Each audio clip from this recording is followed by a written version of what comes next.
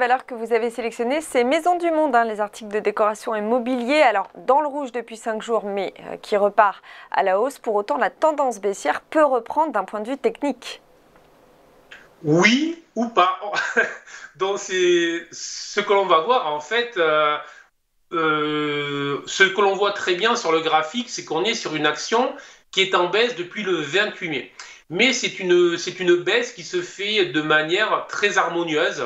C'est une phase de correction que l'on appelle en 3 temps. Et on voit très bien les 3 temps sur le graphique que vous avez mis à l'écran. Et tout simplement, la valeur est venue rechercher un niveau support. Un niveau support qui va correspondre à la fois à la moyenne mobile 200, qui est une moyenne très étudiée, très regardée par tous les gérants, et aussi à une ancienne phase de résistance qui était en fait le sommet du mois de janvier de cette année.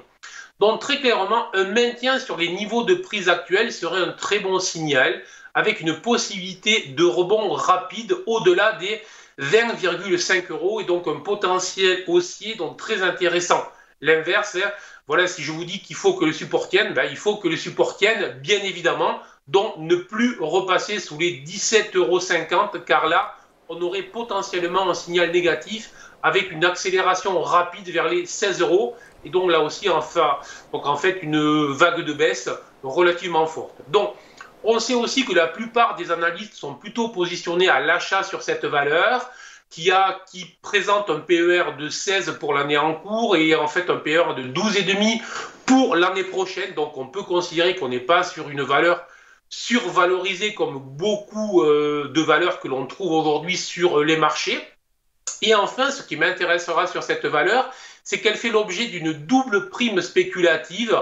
En fait, on a à la fois une prime spéculative sur le fait qu'elle a profité du confinement, du Covid, si je puis dire, pour accélérer le développement dans le commerce online. Donc, c'est très intéressant. Et une prime spéculative, puisqu'on sait très bien qu'il y a des acheteurs qui pourraient être intéressés par cette entreprise. Voilà. Donc, c'est une valeur qui est très intéressante et sur le plan technique et sur le plan fondamental.